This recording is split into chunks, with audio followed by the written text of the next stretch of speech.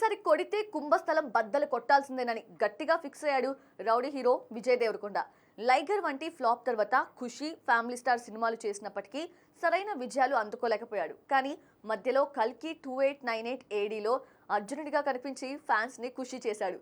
ఇక ప్రెజెంట్ గౌతమ్ తిన్ననూరి దర్శకత్వంలో కింగ్డమ్ అనే సినిమా చేస్తున్నాడు దేవరకొండ. ఈ సినిమా విజయ్ కెరియర్లోనే బిగ్గెస్ట్ మాస్ ప్రాజెక్ట్ గా రాబోతోంది. కింగ్డమ్ అంతకు మించి ఉంటుందని నిర్మాత నాగవంశీ ఫ్యాన్స్ కి ఓ రేంజ్ లో హైప్ ఎక్కిస్తున్నాడు. దీంతో రౌడీ ఫ్యాన్స్ ఈగర్ గా వెయిట్ చేస్తున్నారు.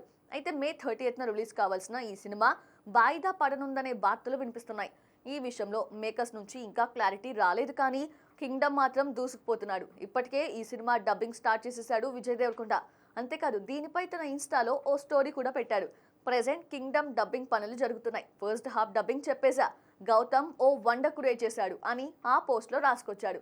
డబ్బింగ్ థియేటర్లో దర్శకుడు గౌతమ్ తిన్ననూరి తాను చర్చించుకుంటున్న ఓ ఫోటోని కూడా ఈ స్టోరీతో పాటు ఆయన షేర్ చేశాడు. దీంతో రౌడీ ఫ్యాన్స్ ఆనందం వ్యక్తం చేస్తున్నారు. దాదాపుగా ఈ సినిమా వాయిదా పడే ఛాన్స్ లేదని అంటున్నారు.